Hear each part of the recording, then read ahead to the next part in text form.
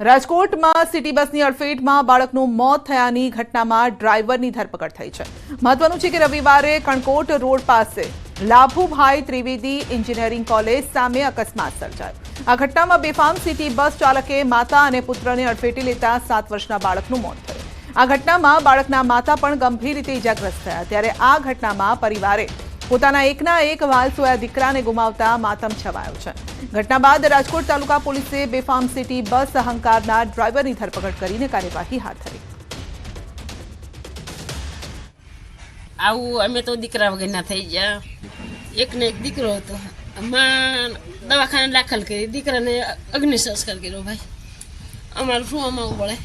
કાલે city bus વાળા બેદરકારી ચલાવતા હતા તો મારો ભત્રીજો અને ભાભી બે રોડ નાસ્તો લેવા જતા તો એક ખામટી ગોલાઈ મારી બેને અડફેટે લઈ લીધા અને ઘટના સ્થળે મારા ભત્રીજાનું મૃત્યુ થઈ ગયું। વડોદરાના વાઘોડિયામાં હિટ એન્ડ રનની ઘટના, અજાણ્યા વાહન ચાલકની ટક્કરથી બાઇક ચાલકનું મોત।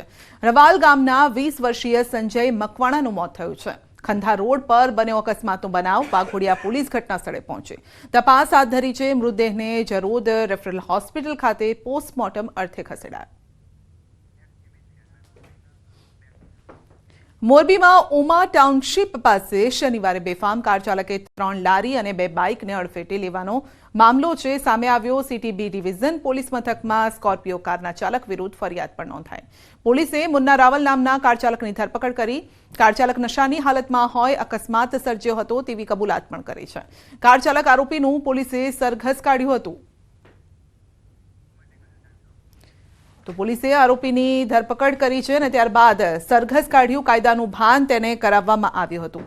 તો એક બાદ એક અકસ્માતની આવી અનેક ઘટનાઓ સામે આવી રહી છે। તો ડ્રિંક એન્ડ ડ્રાઈવના કેસ પણ વધી રહ્યા છે। એવામાં લોકો બીજાના જીવને જોખમમાં મૂકી રહ્યા છે। તો 3 લારી અને આ સાથે બીજા વાહનોને પણ અડફેટે લીધા હતા। અમદાવાદના દ્રશ્યો જોઈ લો। કાર ચાલક એટલો બેફામ બન્યો કે જ્યારે કાર ચલાવતો હતો ત્યારે તણખા પણ ઉડતા હતા। બીજી તરફ રાજકોટમાં એકનું મોત થયું છે। વડોદરામાં પણ આ પ્રકારની ઘટના સામે આવી અને મોરબીમાં પણ કાર ચાલક બેફામ બન્યો। ડ્રિંક એન્ડ ડ્રાઈવનો કેસ।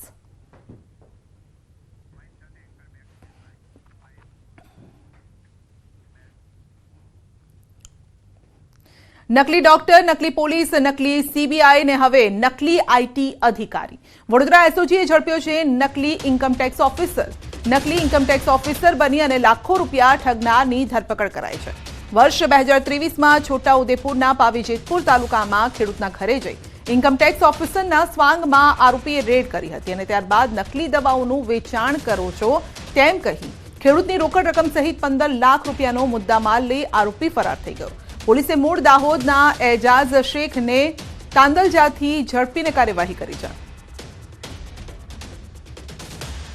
સુરતના ખટોદરામાં નકલી સિમેન્ટની ગુણી ઝડપાઈ છે। જાણીતી કંપનીના કર્મી નીતિન ઠાકરેની ફરિયાદ મુજબ જણાવ્યું છે કે ઉધના મગદલ્લા સ્થિત હિન્દુસ્તાન કાર્ટિંગ નામની દુકાનમાં રાજેશ ચતુર પટેલ નામાંકિત કંપનીના નામે હલકી ગુણવત્તાની સિમેન્ટનું વેચાણ કરે છે અને તેની પાસે નામાંકિત કંપનીની ડીલરશીપ નથી।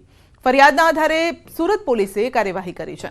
તો હિન્દુસ્તાનના કાર્ટિંગ નામની દુકાનમાં દરોડા પાડ્યા અને જ્યાંથી 410 જેટલી નામાંકિત કંપનીના નામે રહેલી સિમેન્ટ ભરેલી બેગ મળી આવીને સાથે જ વેપારી રાજેશ પટેલ પાસે ડીલરશીપના કોઈ દસ્તાવેજી પુરાવા ન મળ્યા, જેથી પોલીસે રાજેશ પટેલ અને તેને સિમેન્ટનો જથ્થો પૂરો પાડનાર લંબુ નામના આરોપી સામે ગુનો નોંધ્યો અને હાલ પોલીસે બીએનએસની વિવિધ કલમો હેઠળ ગુનો નોંધીને આરોપીની ધરપકડ કરી અને આ સાથે તપાસ હાથ ધરી છે। જગ્યા પર જઈ તમામ હકીકતની વેરીફાઈ કરી અને વેરીફાઈ કરતા ધ્યાને આવ્યું કે આ ડુપ્લિકેટ સિમેન્ટ અલ્ટ્રાટેકના નામે બજારમાં વેચાણ થઈ રહ્યું છે, જેથી રાજેશભાઈ ઠાકરેની ફરિયાદ લઈ પોલીસે ગુનો રજીસ્ટર કરી જે ભાઈ સિમેન્ટ ઉતારવા આવ્યા હતા તથા જે લંબુ નામના કોઈ માણસ પાસેથી તેમણે ખરીદેલું છે તે બંનેના નામ જો ગુનો દાખલ કરવામાં આવેલ છે અને 1,33,000નો મુદ્દામાલ 410 બોરી કબજે કરવામાં આવેલ છે। રાજકોટમાં વધુ એક આગની ઘટના બની છે। સ્ટર્લિંગ હોસ્પિટલની બાજુમાં આવેલ આવાસના કમ્પાઉન્ડમાં લાગી આગ। આગ લાગવાનું કારણ અકબંધ છે। આગ લાગતા સ્થાનિકોના ટોળા એકત્રિત થયા, પાણીનો મારો ચલાવી આગ પર કાબુ મેળવવામાં આવ્યો। તો હોસ્પિટલ પાસે જ આગ લાગી હતી. જોકે તુરત જ પાણીનો મારો ચલાવવામાં આવ્યો અને આગને બુઝાવવાના પ્રયત્નો હાથ ધરાયા. તો હોસ્પિટલ પાસેના આવાસના કમ્પાઉન્ડમાં આગ લાગી હતી. ત્યારબાદ લોકો પણ ભયભીત થઈ ગયા. હોસ્પિટલમાં જે દાખલ હતા એ દર્દીઓ પણ તેમના પણ શ્વાસ અદ્ધર થઈ ગયા હતા. જોકે તુરત જ પાણીનો મારો ચલાવવામાં આવ્યો હતો. ભરૂચના ઝઘડિયામાં 10 વર્ષની બાળકી સાથે દુષ્કર્મની ઘટના બની છે અને ત્યારે આ બાળકી ઝડપથી સ્વસ્થ થાય અને પીડિતાને ન્યાય મળે તે માટે ભજન કીર્તનનું આયોજન કરાયું છે. ઝઘડિયાના રાજપારડી નજીક આવેલ સુપ્રસિદ્ધ સારસા માતાજીના મંદિરે ભજન કીર્તનના કાર્યક્રમનું આયોજન કરાયું છે. મહત્વનું છે કે પીડિતાની વડોદરાની સયાજી હોસ્પિટલમાં સારવાર ચાલી રહી છે અને તે જીવન મરણ વચ્ચે ઝોલા ખાઈ રહી છે. આજે માતાજીના સાનિધ્યમાં આજે અહીં અમે ભજન કીર્તનનો કાર્યક્રમ રાખ્યો હતો, જેના થકી તે બાળકી અને તેના પરિવારને શક્તિ મળી રહે તે આશયથી આજે અમે અહીં સૌ ઉપસ્થિત થયા છે અને આશા રાખીએ કે તેને સ્વાસ્થ્યમાં જલ્દી સુધારો થાય તે સાથે અમે અહીંયા કાર્યક્રમ રાખ્યો છે. જૂનાગઢમાં સિંહણે 13 વર્ષની બાળકીને ફાડી ખાધી. વિસાવદરના બરડિયા ગામનો સીમ વિસ્તારનો બનાવ છે. મૃતક બાળકી પોતાના પિતાને બેટરી આપવા માટે જતી હતી અને ત્યારે જ આ બનાવ બન્યો હતો. સિંહણ ઉપાડી જતા બાળકીના પિતાએ સિંહણ પાસેથી બાળકીને છોડાવી હતી. ગળા તેમજ શરીરના અન્ય ભાગોમાં ઈજા થતા બાળકીનું મોત થયું છે. બાળકીના મૃતદેહને વિસાવદર હોસ્પિટલમાં ખસેડવામાં આવ્યો. રાહલી બાટા નર્સિંગ નામની પરપ્રાંતીય બાળકીનું મોત થયું છે. 3 જેટલા પાંજરા ગોઠવી સિંહણને પકડવા માટે તજવીજ હાથ ધરાઈ છે. અમારા ગામમાં સાંજે 6:45 વાગે એક એવો બનાવ બન્યો છે. એમપીના મજૂર હતા, તે ભાવલભાઈ સામજીભાઈ ગજેરણિયા મજૂર કામ માટે આવ્યા હતા. 2 દીકરીઓ હતી, એ ગામમાંથી એની વાડી આવતી હતી તો એક સિંહણે સુવેરની અંદરથી આવી અને મોટી દીકરી 15 વર્ષની એને સુવેરા દઈને અંદર મારી નાખી. સુરતના હજીરાના અદાણી પોર્ટ પર થયેલ રશિયન વટાણાની ચોરીનો ભેદ ઉકેલાયો છે. હજીરા પોલીસે રશિયન વટાણાની ચોરી કરનાર ટ્રક ડ્રાઈવરને ઝડપી કાર્યવાહી કરી છે. મહત્વનું છે કે થોડા દિવસ અગાઉ ટ્રાન્સપોર્ટરને છેતરી ટ્રક ડ્રાઈવર ₹8,43,000 અને ₹530 25.181 ટન વટાણા લઈને ફરાર થયો. આરોપી રશિયન વટાણાની ડિલિવરી મેળવી તમામ વટાણા લઈને ટ્રક લઈને ફરાર થઈ ગયો. જોકે પોલીસે આરોપીને પકડવા હજીરાથી ભુજ સુધી 700 કિલોમીટરના 300થી વધુ સીસીટીવી ચકાસ્યા અને પોલીસે આરોપીને પકડવા ટ્રક ડ્રાઈવર જેવો વેશ પલટો ધારણ કરી ચોરી કરાયેલ તમામ મુદ્દામાલ સાથે અબ્દુલ મજીદ ઇબ્રાહીમ સુમરાનીની ધરપકડ કરી છે.